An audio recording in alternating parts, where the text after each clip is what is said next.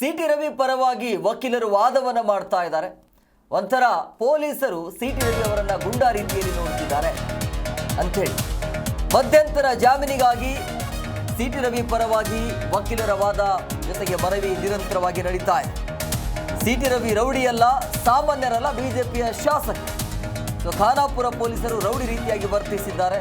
ಜಾಮೀನು ನೀಡುವಂತೆ ಶಾಸಕ ಸಿಟಿ ರವಿ ಪರವಾಗಿ ವಕೀಲರು ಮನವಿಯನ್ನು ಮಾಡಿದ್ದಾರೆ. ಮಧ್ಯಂತರ ಜಾಮೀನಿಗೆ ರವಿ ಪರ ವಕೀಲರು ಜಿರಲಿ ಮನವಿಯನ್ನು ಮಾಡ್ತಾ ಇದ್ದಾರೆ. ಗೊತ್ತಿಲ್ಲ ಮಧ್ಯಂತರ ಜಾಮೀನು ನೀಡ್ತಾರೋ ಅಥವಾ ಕಸ್ಟಡಿಗೆ ನೀಡ್ತಾರಾ, ಕುತೂಹಲ ಇರುವಂಥದ್ದು. ನಿನ್ನೆಯಿಂದ ದೊಡ್ಡ ಮಟ್ಟದಲ್ಲಿ ಸದ್ದು ಮಾಡ್ತಾ ಇರುವಂಥ ಪ್ರಕರಣ ಇದು. ಎಲ್ಲಿಯ ತನಕ ಹೋಗುತ್ತೆ ಗೊತ್ತಿಲ್ಲ. ಸೊ ಬಿಜೆಪಿಯ ಶಾಸಕ ಸಿಟಿ ರವಿ ಪರವಾಗಿ ಅವರ ವಕೀಲರು MB ಜಿರಲಿ ವಾದವನ್ನು ಮಾಡ್ತಾ ಇದ್ದಾರೆ, ಜಾಮೀನು ಕೊಡಬೇಕು ಅಂತೇಳಿ. ಸಿಟಿ ರವಿ ರೌಡಿಯಲ್ಲ, ಸಾಮಾನ್ಯರಲ್ಲ, ಬಿಜೆಪಿಯ ಶಾಸಕರು, ಜನಪ್ರತಿನಿಧಿಗಳು. ಸೊ ಹಂಗಾಗಿ ಅವರಿಗೆ ಬೇಲ್ ಕೊಡಬೇಕು, ಮಧ್ಯಂತರ ಜಾಮೀನು ಕೊಡಬೇಕು ಅಂಥೇಳಿ ವಾದವನ್ನು ಮಾಡ್ತಿದ್ದಾರೆ. ಸೊ ವಿಚಾರಣೆ ಆಗತ್ತೆ. ವಿಚಾರಣೆ ಆದ ನಂತರ ಅಂತಿಮವಾಗಿ ಆದೇಶ ಅಂತೂ ಬರುತ್ತೆ. ಈಗ ಕೋರ್ಟ್ ಮುಂಭಾಗದಲ್ಲಿ ಬಿಜೆಪಿಯ ನಾಯಕರಿದ್ದಾರೆ, ಕಾರ್ಯಕರ್ತರೆಲ್ಲರೂ ಕೂಡ ಜಮಾವಣೆಗೊಂಡಿದ್ದಾರೆ. ಬಿಜೆಪಿಯ ನಾಯಕರಿಂದ ಪ್ರತಿಭಟನೆ, ಮತ್ತೊಂದು ಕಡೆ ಕಾಂಗ್ರೆಸ್ ಕಡೆಯಿಂದಲೂ ಕೂಡ ಪ್ರತಿಭಟನೆ. ಈ ರೀತಿಯಾಗಿ ಪದ ಬಳಕೆ ಯಾಕೆ ಅಂಥೇಳಿ ವಿಚಾರಣೆಯ ವೇಳೆ ಸಿಟಿ ರವಿ ಇಂಟ್ರೆಸ್ಟಿಂಗ್ ಮಾಹಿತಿಯನ್ನು ಕೂಡ ಬಿಚ್ಚಿಟ್ಟಿದ್ದಾರೆ. ಏನೇನಾಯಿತು ಇಡೀ ರಾತ್ರಿ ಅನ್ನೋದ್ರ ಬಗ್ಗೆ, ಪೊಲೀಸ್ನವರು ಸಿಟಿ ರವಿಯ ಜೊತೆ ಹೇಗಿದ್ರು, ಹೇಗೆ ವರ್ತನೆ ತೋರಿಸಿದ್ರು ಅನ್ನೋದ್ರ ಬಗ್ಗೆ ನೋಡಿ. ಪ್ರಮುಖವಾಗಿ ಇಲ್ಲಿ ಜಾಮೀನು ಕೊಡಬೇಕು ಅಂತ ಸಿಟಿ ರವಿ ಪರವಾಗಿ ವಾದವನ್ನು ಮಾಡ್ತಿದ್ದಾರೆ ವಕೀಲರು. ಆದರೆ ಸಿಟಿ ರವಿಯವರ ಮೇಲೆ ದಬ್ಬಾಳಿಕೆ ಮಾಡಲಾಗಿದೆ ಅಂತ ಬೆಳಗಾವಿಯ JMFC ಕೋರ್ಟಲ್ಲಿ ಸಿಟಿ ರವಿಯವರ ವಿಚಾರಣೆ ಆಗ್ತಾ ಇದೆ. ಸಿಟಿ ರವಿ ಮೇಲೆ ಪೊಲೀಸರು ದಬ್ಬಾಳಿಕೆಯನ್ನು ನಡೆಸಿದ್ದಾರೆ. ವಿಪಕ್ಷ ನಾಯಕರ ಭೇಟಿಗೂ ಖಾಕಿ ಅವಕಾಶ ಕೊಡಲಿಲ್ಲ, ಪರಿಷತ್ನಲ್ಲಿ ಬಂಧನಕ್ಕೆ ಯಾವುದೇ ರೂಲಿಂಗ್ ನೀಡಿಲ್ಲ ಅಂತ ವಕೀಲರು ಮಾಡ್ತಾ ಇರುವಂಥ ವಾದ. ನಾನು ಮುಂದೆ ಬರ್ತೀನಿ, ಸಿಟಿ ರವಿ ಅವರು ಯಾವ ರೀತಿಯಾಗಿ ಏನೇನು ಆಯಿತು ಅನ್ನೋದ್ರ ಬಗ್ಗೆ, ನ್ಯಾಯಾಧೀಶರಿಗೆ ಏನೇನು ಹೇಳಿದರು ಅಂಥೇಳಿ ಇಂಟ್ರೆಸ್ಟಿಂಗ್ ಮಾಹಿತಿ. ಯಾವ ರೀತಿಯಾಗಿ ಹೇಳಿದರು, ಎಲ್ಲೆಲ್ಲಿ ಕರ್ಕೊಂಡು ಹೋದರು, ಯಾರು ಕರ್ಕೊಂಡು ಹೋದರು, ಯಾರು ಡೈರೆಕ್ಷನ್ ಕೊಡ್ತಾ ಇದ್ರು, ಅದೆಲ್ಲವನ್ನು ಕೂಡ ಸಿಟಿ ರವಿ ನ್ಯಾಯಾಧೀಶರ ಮುಂದೆ ಬಾಯ್ಬಿಟ್ಟಿದ್ದಾರೆ. ಹಂಗಾಗಿ ಸಹಜವಾಗಿ ಕುತೂಹಲ ಇರುವಂಥದ್ದು. ಸಿಟಿ ರವಿಯವರ ಜಾಮೀನು ಅರ್ಜಿಯ ವಿಚಾರಣೆ ಮಧ್ಯಾಹ್ನ 3:30ಕ್ಕೆ ಮುಂದೂಡಿಕೆ ಆಗಿದೆ. ಸಿಟಿ ರವಿಯವರ ಜಾಮೀನು ಆದೇಶವನ್ನ ಈಗ ಕೋರ್ಟ್ ಕಾಯ್ದಿರಿಸಿದೆ. 3 ಗಂಟೆಗೆ ಜಾಮೀನು ಅರ್ಜಿಯ ಆದೇಶ ಬರುತ್ತೆ. ಅಂದರೆ 3 ಗಂಟೆ ವಿಚಾರಣೆ ಆಗುತ್ತೆ. ವಿಚಾರಣೆ ಆದ ನಂತರ ಅದು ಆದೇಶ ಬರುತ್ತಾ ಅಥವಾ ಮುಂದಕ್ಕೆ ಹಾಕ್ತಾರ ಗೊತ್ತಿಲ್ಲ. ಒಟ್ಟಿನಲ್ಲಿ ಸಿಟಿ ರವಿಯವರ ಅರ್ಜಿಯ ವಿಚಾರಣೆ, ಜಾಮೀನು ಅರ್ಜಿಯ ವಿಚಾರಣೆ 3 ಗಂಟೆಗೆ ಮುಂದೂಡಿಕೆ ಮಾಡಲಾಗಿದೆ. ಈಗ ಸಿಟಿ ರವಿ ಜಾಮೀನು ಆದೇಶವನ್ನು ಕಾಯ್ದಿರಿಸಿರುವಂಥದ್ದು 3 ಗಂಟೆಗೆ ಮತ್ತೆ ವಿಚಾರಣೆ ಮಾಡಿ ಆದೇಶವನ್ನು ಹೊರಡಿಸ್ತಾರೆ. ವಿಚಾರಣೆ ನಡೀತಾ ಇತ್ತು, ಆದರೆ ಕೋರ್ಟ್ ಈಗ ಮುಂದೂಡಿಕೆ ಮಾಡಿರುವಂಥದ್ದು 3 ಗಂಟೆಗೆ ಮತ್ತೆ ವಿಚಾರಣೆ ಆಗಿ ಆದೇಶ ಕೊಡುವಂಥ ಸಾಧ್ಯತೆ ಹೆಚ್ಚಾಗಿದೆ. ಸಿಟಿ ರವಿ ಮತ್ತು ನ್ಯಾಯಾಧೀಶರ ನಡುವೆ ನೇರವಾಗಿ ಪ್ರಶ್ನೆ ಅಂತೂ ಆಗಿದೆ. ನ್ಯಾಯಾಧೀಶರು ಕೇಳಿರುವಂಥ ಪ್ರಶ್ನೆಗಳಿಗೆ ಸಿಟಿ ರವಿ ಉತ್ತರವನ್ನು ಕೊಟ್ಟಿದ್ದಾರೆ. ಪೊಲೀಸರು ಹಲ್ಲೆ ಮಾಡಿದರು, ಇಡೀ ರಾತ್ರಿ ಸುತ್ತಿಸಿದ್ರು ಅಂಥೇಳಿ ನೋಡಿ. ಅನ್ನ ನೀರು ಕೊಡದೆ ರಸ್ತೆ ಮಧ್ಯೆ ನಿಲ್ಲಿಸಿ ನನಗೆ ಭಯ ಹುಟ್ಟಿಸಿದ್ರು ಅಂತ ವಿಚಾರಣೆಯ ಸಂದರ್ಭದಲ್ಲಿ ಸಿಟಿ ರವಿ ಹೇಳಿರುವಂಥ ಹೇಳಿಕೆಗಳು ಇದೆಲ್ಲವೂ ಕೂಡ ರೆಕಾರ್ಡ್ ಇರುತ್ತೆ.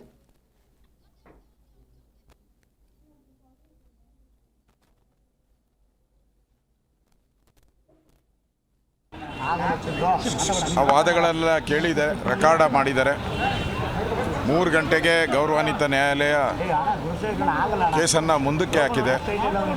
ಮೋಸ್ಟ್ಲಿ 3 ಗಂಟೆ ಮೇಲೆ ಜಡ್ಜ್ಮೆಂಟ್ ಬರ್ಬೋದು ಅನ್ನೋದು ವಿಶ್ವಾಸ ಇದೆ. ನಮಗೆ ಕೋರ್ಟ್ ಮೇಲೆ ಪೂರ್ತಿ ನಂಬಿಕೆ ಇದೆ. ಇನ್ಮೇಲೆ ನಾವು ವಿಜಯೇಂದ್ರ ಅವರು, ನಮ್ಮ ಬೆಲ್ಲದವರು ಎಲ್ಲ ಹುಷಾರಾಗಿರ್ತೀರಿ. ಇನ್ಮೇಲೆ ಎಲ್ಲೇ ಅಧಿವೇಶನ ಕರೆದ್ರೂ ನಾವು ಮೊದಲೇ ಒಂದು ಕೋರ್ಟ್ಗೆ ಬೇಲ್ ಅಪ್ಲಿಕೇಶನ್ ಹಾಕ್ಬಿಡ್ತೀರಿ. ಆಮೇಲೆ ನಾವು ವಿಧಾನಸೌಧಕ್ಕೆ ಎಂಟ್ರಿ ಆಗ್ತೀರಿ. ಇಲ್ಲಿ ವಿಧಾನಸೌಧದಲ್ಲಿ ನಮ್ಮನ್ನು ಕರೆದುಬಿಟ್ಟು ಅರೆಸ್ಟ್ ಮಾಡೋಕ್ಕೆ ಕರೀತಾರೆ. ಇಲ್ಲಿ ನಮಗೆ ಟಾರ್ಚರ್ ಮಾಡೋಕ್ಕೆ ಕರೀತಾರೆ. ಈಗ ಸ್ಟೇಟ್ಮೆಂಟನ್ನು ಕೂಡ ಸಿಟಿ ಅವರು ಕೊಟ್ಟಿದ್ದಾರೆ. ಅವರನ್ನು ಈ ರಿಮೋಟ್ ಪ್ಲೇಸಲ್ಲಿ ಜಲ್ಲಿ ಕ್ರಷರ್ ಇರ್ತದಲ್ಲ, ಭಾಳ ಪಾತಾಳಕ್ಕೆ ಹೋಗಿರ್ತದಲ್ಲಿ, 50 ಅಡಿ 100 ಅಡಿ ಎಲ್ಲ ಪಾತಾಳಕ್ಕೆ ಹೋಗಿರ್ತದೆ. ಅಲ್ಲಿ ಕರ್ಕೊಂಡೋಗಿ ನಿಲ್ಲಿಸಿದ್ದಾರೆ. ಅಲ್ಲಿ ಕರ್ಕೊಂಡೋಗಿ ನಿಲ್ಲಿಸಿ ಫೋನಲ್ಲಿ ಪೊಲಿಟಿಷಿಯನ್ಸ್ ಹತ್ರ ಮಾತಾಡ್ತಾ ಇರ್ತಾರೆ. ಅವರು ಏನು ಡೈರೆಕ್ಷನ್ ನೆಕ್ಸ್ಟ್ ಹೇಳಿದ್ರೆ ಫಾರೆಸ್ಟಿಗೆ ಕರ್ಕೊಂಡೋಗಿದ್ದಾರೆ, ಫಾರೆಸ್ಟ್ ಏರಿಯಾದಲ್ಲಿ ನಿಲ್ಲಿಸಿದ್ದಾರೆ. ಮತ್ತು ಅವ್ರ ಡೈರೆಕ್ಷನ್ ನಾನು ಹೇಳ್ತಾ ಇದ್ದೀನಿ, ಈ ಎಂಟೈರ್ ಎಪಿಸೋಡನ್ನು CBI ತನಿಖೆಗೆ ಕೊಡಬೇಕು. ಯಾಕೆಂದರೆ ಯಾರು ಫೋನ್ ಮಾಡಿದರು?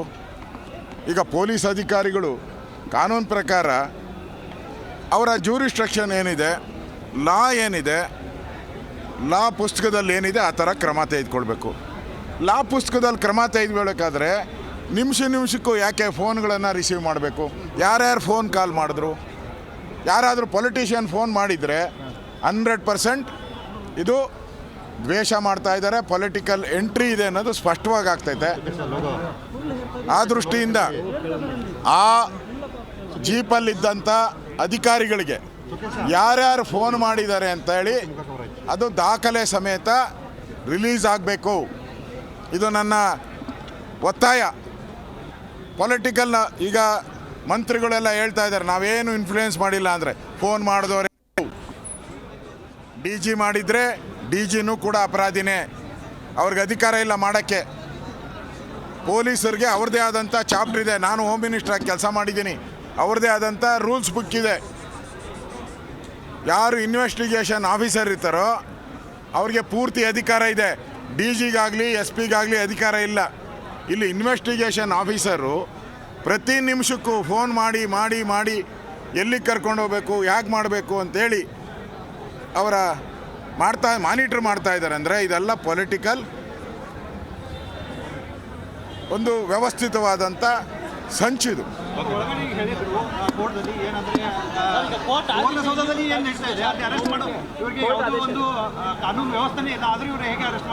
ಕಾನೂನು ಪ್ರಕಾರ ಅವ್ರಿಗೆ ಅರೆಸ್ಟ್ ಮಾಡೋಕ್ಕೆ ಮುಂಚೆ ನೋಟಿಸ್ ಕೊಡಬೇಕು.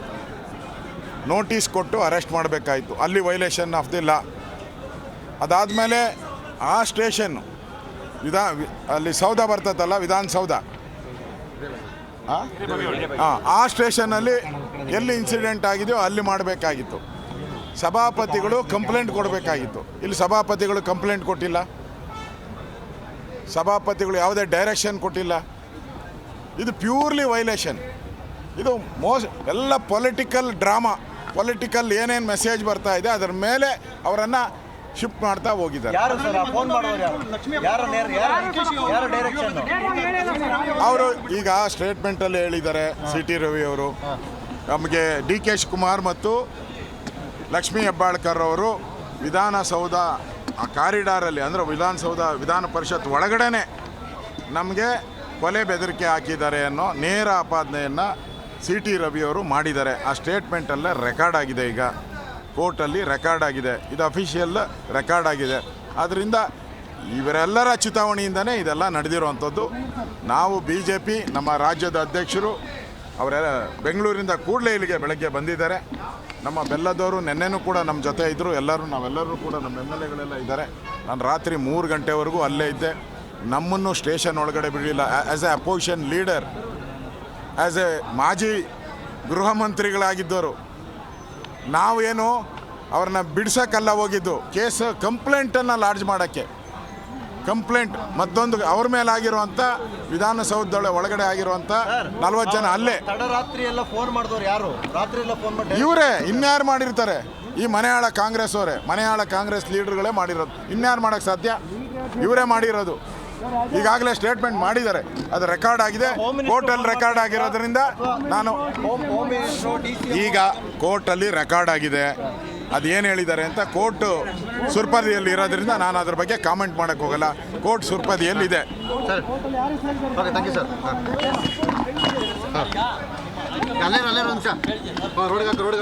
ಕೊನೆ ಕೇಳಿದ್ರು, ನ್ಯಾಯಾಲಯದಲ್ಲಿ ನಮ್ಮ ಅಡ್ವೊಕೇಟ್ ಅವರು, ನ್ಯಾಯವಾದಿಗಳು ಎಳೆಯಾಗಿ ಯಾವ ರೀತಿ ನನ್ನ ಪೊಲೀಸರು CT ರವಿ ಅವರನ್ನು ಅರೆಸ್ಟ್ ಮಾಡಿದ ನಂತರದಲ್ಲಿ ಯಾವ ರೀತಿ ದೌರ್ಜನ್ಯವನ್ನು ಎಸಗಿದ್ದಾರೆ, ಮುಖ ತೋರಿಸಿದ್ರು ಎಲ್ಲ ತಗೊಂಡು ಮುಗಿದಿದ್ದಾರೆ. ಕಾನೂನನ್ನು ಕಾಪಾಡ್ತಕ್ಕಂಥ ಪೊಲೀಸ್ ಇಲಾಖೆನೇ ಎಲ್ಲ ಕಾನೂನುಗಳನ್ನು ಗಾಳಿಗೆ ತೂರಿ ಯಾವ ರೀತಿ ಅಮಾನವೀಯವಾಗಿ ನಡ್ಕೊಂಡಿದ್ದಾರೆ ಎಲ್ಲ ವಿಚಾರಗಳನ್ನು ಎಳೆ ಎಳೆಯಾಗಿ ಇವತ್ತು ಬಿಡಿಸಿಟ್ಟಿದ್ದಾರೆ. ಸಿ ಟಿ ರವಿ ಅವರ ಹೇಳಿಕೆಯನ್ನು ಕೂಡ ಮಾನ್ಯ ನ್ಯಾಯಾಧೀಶರು ರೆಕಾರ್ಡ್ ಮಾಡಿಕೊಂಡಿದ್ದಾರೆ. 3 ಗಂಟೆ ನಂತರದಲ್ಲಿ ತಮ್ಮ ತೀರ್ಪನ್ನು ನೀಡ್ತಾರೆ. ನಮಗೆ ಸಂಪೂರ್ಣ ವಿಶ್ವಾಸ ಇದೆ. ಈ ಪೊಲೀಸರ ದೌರ್ಜನ್ಯ ಬಗ್ಗೆ ನ್ಯಾಯಾಧೀಶರಿಗೂ ಕೂಡ ಮನವರಿಕೆ ಆಗಿದೆ ಅನ್ನೋ ವಿಶ್ವಾಸ ನಮಗೆ ಸಂಪೂರ್ಣವಾಗಿದೆ. ಸರ್, ಯಾವ್ದೋ ಡೈರೆಕ್ಷನ್ ಮೇಲೆ ನಡೀತಾ ಅಥವಾ ಇಡೀ ಒಂದು ಪ್ರಶ್ನೆ ಪೊಲೀಸರು ತನಿಖೆಯ ಭಾಗವಾಗಿ ನಡೆಸಿದ್ದಾರೆ? ಡೈರೆಕ್ಷನ್ ಇಲ್ಲದೇ ನಡೆಯೋದಕ್ಕೆ ಸಾಧ್ಯನೇ ಇಲ್ಲ. ಮಾನ್ಯ ಸಿ ಟಿ ರವಿ ಅವರು ತಮ್ಮ ಹೇಳಿಕೆಯನ್ನು ಕೂಡ ದಾಖಲು ಮಾಡಿದ್ದಾರೆ. ಅರ್ಧ ಗಂಟೆಗೂ ಸಹ ಏನು ಅವ್ರಿಗೆ ಫೋನ್ ಬರ್ತಿತ್ತು, ಪೊಲೀಸ್ ಅಧಿಕಾರಿಗಳ ಜೀಪಲ್ಲಿದ್ದರು, ಸ್ಕಾರ್ಪಿಯೋದಲ್ಲಿದ್ದರು. ಸಿ ಟಿ ರವಿ ಇದ್ದಂಥ ಸ್ಕಾರ್ಪಿಯೋದಲ್ಲಿ ಏನು ಪೊಲೀಸ್ ಅಧಿಕಾರಿಗಳಿದ್ದರು, ಪ್ರತಿ ಅರ್ಧ ಗಂಟೆಗೂ ಡೈರೆಕ್ಷನ್ಸ್ ಬರ್ತಾಯಿತ್ತು. ಯಾರಿಂದ ಬರ್ತಾಯಿತ್ತು ಇದು ಕೂಡ ತನಿಖೆ ಆಗಬೇಕು. ಅದಕ್ಕೆ ಅಶೋಕ್ ಅವರು ಹೇಳಿದ್ದು CBI ತನಿಖೆ ಆಗಬೇಕು ಅಂತೇಳಿ. ಇವತ್ತು ಕಾಂಗ್ರೆಸ್ ಸರ್ಕಾರ ಕಾನೂನನ್ನು ದುರುಪಯೋಗ ಪಡಿಸ್ಕೊಂಡು ಜನಪ್ರತಿನಿಧಿಗಳ ಮೇಲೆ ಒಂದು ಪ್ರಹಾರವನ್ನು ಮಾಡ್ತಕ್ಕಂಥ ಏನು ಕೆಲಸ ಮಾಡಿದೆ, ಖಂಡಿತ ಇದು ಅಕ್ಷಮ್ಯ ಅಪರಾಧ. ಇದು ಸೂಕ್ತವಾಗಿರ್ತಕ್ಕಂಥ ತನಿಖೆ CBI ತನಿಖೆ ಆಗಲೇಬೇಕಾಗ್ತದೆ. ನಮಗೆ ಸಿ ಟಿ ರವಿಯವರು ನಾನು ಇಲ್ಲಿ ಭೇಟಿ ಮಾಡಿದಾಗ ಸಿ ಟಿ ರವಿಯವ್ರನ್ನ ನಾನು ಇಲ್ಲಿ ಭೇಟಿ ಮಾಡಿದಾಗ ನಾನು ವಿಜಯೇಂದ್ರ ಅವರು ಸಿ ಟಿ ರವಿಯವ್ರಿಗೆ ಇಲ್ಲಿನ IR ಅಧಿಕಾರಿ ಜಿಲ್ಲಾ ವರಿಷ್ಠರು ಪೊಲೀಸ್ ಅಧಿಕಾರಿ ಫೋನ್ ಮಾಡಿ, ಸಾರಿ ಸರ್, ನನಗೆ ಒತ್ತಡ ಇದೆ, ಪೊಲಿಟಿಕಲ್ ಒತ್ತಡ ಇದೆ, ದಯವಿಟ್ಟು ನನ್ನ ಮೇಲೆ ಏನು ಬೇಜಾರು ಮಾಡ್ಕೊಂಬೇಡಿ ಅಂತ ಹೇಳಿರೋದೆ ಇದಕ್ಕೆ ಸ್ಪಷ್ಟವಾಗಿ ಪೊಲಿಟಿಕಲ್ ಆ್ಯಂಗಲ್ ಇದೆ ಅನ್ನೋದು ಸ್ಪಷ್ಟವಾಗಿ. ವಕೀಲರು ತೋಳ ವಕೀಲರದು ಸ್ವಲ್ಪ ಕ್ಯಾಮ್ರಾ ಹಿಂದಕ್ಕೆ ತೊಳೋದು ನಿಲ್ಲಕ್ಕಾಗಲ್ಲ ನಮಗೆ. ಕ್ಯಾಮ್ರಾ ಹಿಂದೆ ಬನ್ನಿ ಒಂಚೂರು. ಸ್ವಲ್ಪ ಹಿಂದೋಗ್ರು. ಇಲ್ಲಿ ಬಂದ ನಿಮಿಷ ಯಾರ ಮೈಕ್ ಸಿಕ್ಕಲ್ಲ, ಏನೂ ಇಲ್ಲ ಅಲ್ಲಿ. ಸರಿ ಕೊಟ್ಟಿಲ್ಲ ಅಡ್ವೊಕೇಟ್ ಅವ್ರು ಕೊಟ್ಟಿಲ್ಲ. ಯಾರ ಮುಂದೆ ಬೆಳಗಾವಿ ವಕೀಲರ ತಂಡ ಇವತ್ತು ಸಿ ಟಿ ರವಿ ಅವರ ಜಾಮೀನಿನ ಕುರಿತು ವಾದವನ್ನು ನಾವು ಮಂಡಿಸಿದ್ದೀವಿ. ಕೈ ಕೆಳಗಿಳಿಸೋ. ಬಹುತೇಕ ಕರ್ನಾಟಕ ರಾಜ್ಯ ಸರ್ಕಾರ ನಡೆದುಕೊಳ್ತಾ ಇರುವಂಥ ರೀತಿ, ನಿನ್ನೆ ಸಂಜೆ 6:30 ಗಂಟೆಗೆ ಅವರನ್ನು ಅರೆಸ್ಟ್ ಮಾಡಿ without any lawful reasons they have taken him to different places. He has been physically assaulted, he has been emotionally attacked, and he has been secluded from everybody and made him to sit alone. ಅದಲ್ಲದೆ ಅವರ ತಲೆಗೆ ಗಾಯ ಆಗಿದೆ ಅನ್ನುವಂಥ ವಿಚಾರವನ್ನು ನಾವು court ಮುಂದೆ ತಂದಿದ್ದೇವೆ. ನಿನ್ನೆ ಸಂಜೆ 6:30 ಗಂಟೆಗೆ ಅರೆಸ್ಟ್ ಮಾಡಿದಂಥವರನ್ನು ಇವತ್ತು ಮುಂಜಾನೆ 11 ಗಂಟೆಯವರೆಗೆ ಅವರಿಗೆ ಸರಿಯಾದ ಊಟ ಸಿಕ್ಕಿಲ್ಲ, ಅವರಿಗೆ ಸರಿಯಾದ ಔಷಧವನ್ನು ಕೊಟ್ಟಿಲ್ಲ. ಕಾನೂನನ್ನು ಕೈಗೆತ್ತಿಕೊಂಡು ಇವರೇನೋ ಒಂದು ಡಿಕ್ಟೇಟೋರಿಯಲ್ ರೂಲ್ದಲ್ಲಿದ್ದಾರೆ ಅನ್ನೋ ರೀತಿಯಲ್ಲಿ ಕರ್ನಾಟಕ ಸರ್ಕಾರ ಇವತ್ತು ವರ್ತನೆ ಮಾಡಿದೆ. ಆ ಎಲ್ಲ ವಿಚಾರಗಳನ್ನು ಮುಂದೆ ನಾವು ತಂದಿದ್ದೀವಿ. ಒಂದು ಹಂತದಲ್ಲಿ ಈ ಜನಪ್ರತಿನಿಧಿಗಳ ನ್ಯಾಯಾಲಯದ ಮುಂದೆನೇ ನೀವು ಹೋಗಬೇಕು ಅನ್ನುವಂಥ ಮಾತು ಬಂದಾಗ ನಾವು ಅದನ್ನು ಬಹಳ ಸಮರ್ಥವಾಗಿ ಅವ್ರಿಗೆ ಹೇಳಿದ್ವಿ. When this honourable court has got jurisdiction to accept the first information reports, when this honorable court has got power to commit the matter to the higher court, this honorable court can entertain our application for interim bail forthwith. ಯಾಕಂತ ಹೇಳಿದ್ರೆ ಅವರ ಆರೋಗ್ಯ ಸರಿ ಇಲ್ಲ, ಇಡೀ ರಾತ್ರಿ ಅವರು ಬಳಲಿದ್ದಾರೆ, ಫಿಸಿಕಲ್ಲು ಮೆಂಟಲ್ ಹೆರಾಸ್ಮೆಂಟ್ ಆಗಿದೆ, ಎಮೋಷನಲ್ ಹೆರಾಸ್ಮೆಂಟ್ ಆಗಿದೆ. He needs health care forthwith. ಮತ್ತು liberty of a human being is very important. Under article 194 of the Indian constitution ಜನಪ್ರತಿನಿಧಿಗಳನ್ನು without permission of the speaker can't be arrested ಅನ್ನೋವಂಥ clarity ಇದೆ. ಮತ್ತು offences ಅಲೇಜ್ ಮಾಡಿರುವಂಥದ್ದು 3 ವರ್ಷಗಳ ಶಿಕ್ಷೆ prescribe ಮಾಡಿದ್ದಾರೆ. ಆದ್ದರಿಂದ ಈ ಕೋರ್ಟಿಗೆ ಸಂಪೂರ್ಣವಾದಂಥ ಅಧಿಕಾರ ಇದೆ ಅನ್ನುವಂಥ ಮಾತನ್ನು ನಾವು ಕೋರ್ಟ್ ಗಮನಕ್ಕೆ ತಂದಿದ್ದೇವೆ. ನಮಗೆ ನ್ಯಾಯಾಲಯದ ಮೇಲೆ ತುಂಬ ಭರವಸೆ ಇದೆ. ನ್ಯಾಯಾಲಯ ನಮಗೆ ಆ ರೀತಿಯಾದಂಥ ಒಂದು ರಿಲೀಫನ್ನು ಕೊಡುತ್ತೆ ಅನ್ನುವಂಥ ಭರವಸೆಯಲ್ಲಿ ನಾವು ಇದ್ದೇವೆ. Let us wait for that.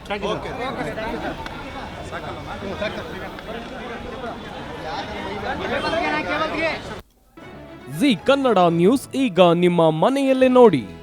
ಎಲ್ಲ ಕೇಬಲ್ಗಳಲ್ಲಿ ಈಗ ಲಭ್ಯ. ನಿಮ್ಮ ನೆಚ್ಚಿನ ಜಿ ಕನ್ನಡ ನ್ಯೂಸ್ ಈಗ ಸನ್ ಡೈರೆಕ್ಟ್ ನಲ್ಲಿ number 292, Tata play number 1664, Jio TV number 1334, NXT digital number 30, in cable number 30, city networks 51, U digital number 162, GTPL number 17, Rockline telecommunications number 42, Shri Basaveshwara cable number 168, rural cable network 60, Vinayaka digital 57, Abhishek cable 821, city channel 53, Siddeshwara cable network 57, V4 digital Infotech 628, Surya digital networks 53, Gajanan digital number 836, Malnad infotech private limited number 56, Metrocast number 830, victory digital number 167ರಲ್ಲಿ ನೋಡಿ ಆನಂದಿಸಿ.